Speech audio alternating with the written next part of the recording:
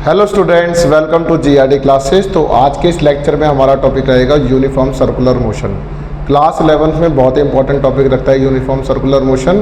तो ये motion in a plane का टॉपिक है। तो स्टार्ट करते हैं हम। यूनिफॉर्म सर्कुलर मोशन होता क्या है? तो यूनिफॉर्म सर्कुलर मोशन है जिसमें पार्टिकल आप एक तरीके से एक थ्रेड लेंगे, उसके साथ एक ऑब्जेक्ट को आप टाइट कर देंगे।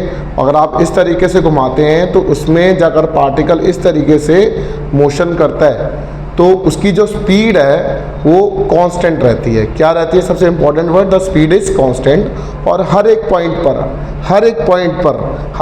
पर हमें क्या नज़र आता है? दैट इज पार्टिकल की वेलोसिटी की डायरेक्शन चेंज हो रही है। जैसे यहाँ देखेंगे, अगर एक पार्टिकल है जिसका मास m है, इसका रेडियस r है, तो पार्टिकल के पास वेलोसिटी की डायरेक्शन ये है।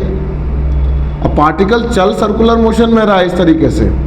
जब पार्टिकल यहाँ पहुँचेगा, कोई बॉडी यहाँ पहुँचेगी तो मास तो इसका m ही रहेगा, बट वेलोसिटी की डायरेक्शन पहले यहाँ थी, अब इस डायरेक्शन में हो गई।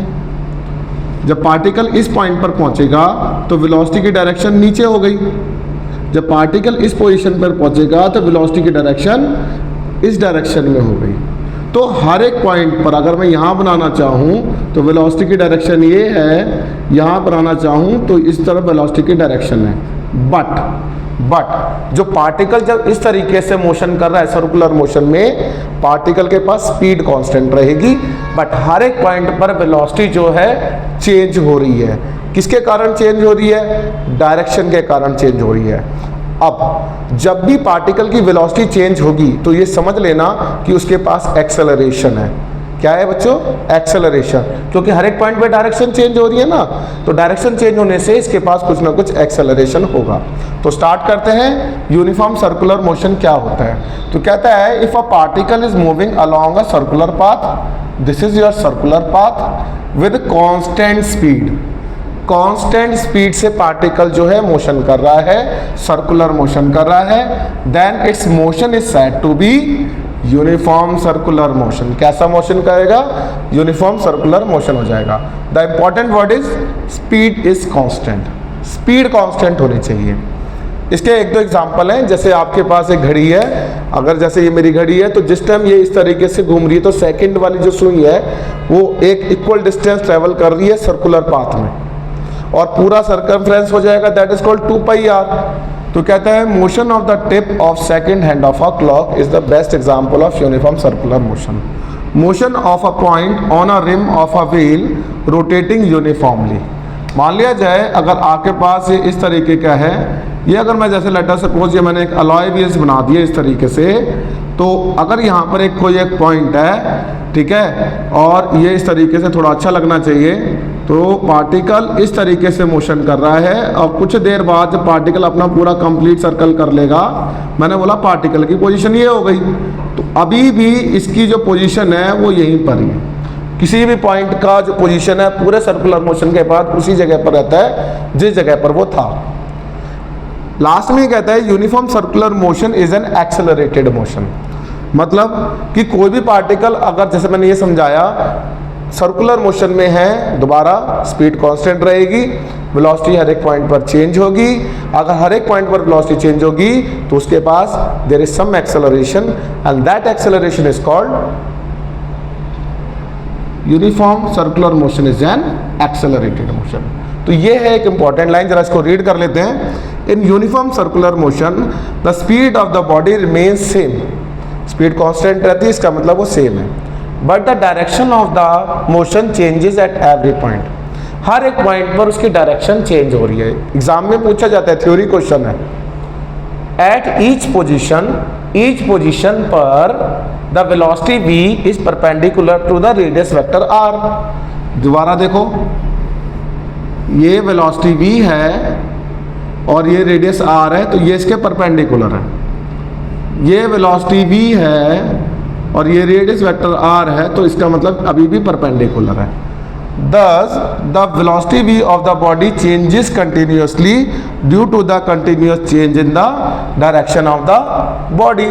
तो हर बॉडी की जो डायरेक्शन जो है वो कंटिन्यूस चेंज होगी। As the rate of change of velocity को एक्सेलरेशन बोला जाता है। आपको पता है कि dv by D T, rate of change of velocity, उसको एक्सेलरेशन कहेंगे और इसी को ही इंस्टेंटेनियस एक्सेलरेशन भी कहते हैं। तो आई रिक्वेस्ट इतना पार्ट कवर करके रखिए और रिक्वेस्ट है सबका सब आपको एक नोट डाउन करना है अपनी कॉपी में, क्योंकि ये आपसे पूछे जाने वाला पार्ट है। रिक्वेस्ट है साथ में नोट डाउन करिए।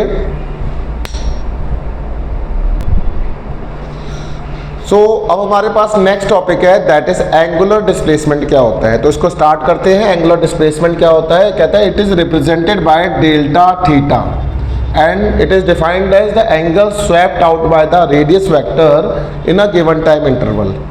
ठीक है, तो ध्यान दो ये पॉइंट ओ है। अगर particle t equals to 0 second से यहाँ से चलना स्टार्ट हुआ तो पार्टिकल मान लिया जाए इस तरीके से इस सर्कमफ्रेंस में चल रहा है। t equals to t1 seconds पर पार्टिकल इस पोजीशन पर है, दिस पोजीशन इज p। और यहाँ से x एक्सिस से जो एंगल बन रहा है, ये जो x एक्सिस से जो एंगल बन रहा है दिस इज θ1। कुछ देर बाद पार्टिकल इस पोजीशन पर है, दिस पॉइंट इज q। और अभी रेडियस वेक्टर अगर ये r है, ये भी r है, तो रेडियस में तो कोई चेंज नहीं आया, रेडियस r का r ही रहेगा। बट यहाँ टाइम कितना बीत जाएगा, t2 सेकेंड्स बीत जाएंगे। अब x एक्सिस से जो एंगल बनेगा बच्चों वो θ2 रहेगा।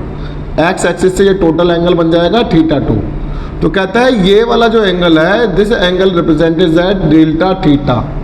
तो अगर मैं इसको बाहर इस तरीके से निकाल के दिखाऊं, this point is P, this point is Q and this angle is delta theta. ये रेडियस वेक्टर हो गए। तो ये जो एंगल बना है ऐसे, the angle swept out by the radius vector, एक ये रेडियस वेक्टर है, इनके बीच में जो एंगल बन रहा है that is called delta theta. यहाँ से जो डिस्प्लेसमेंट है x1 है, यहाँ से जो है एंगुलर डिस्प्लेसमेंट के टर्म्स में यहाँ से यहाँ तक का जो आर्क है वो x2 है। तो बच्चों ये वाली जो बनेगी ये डेल्टा x बन जाएगी। You can say x2 minus of x1।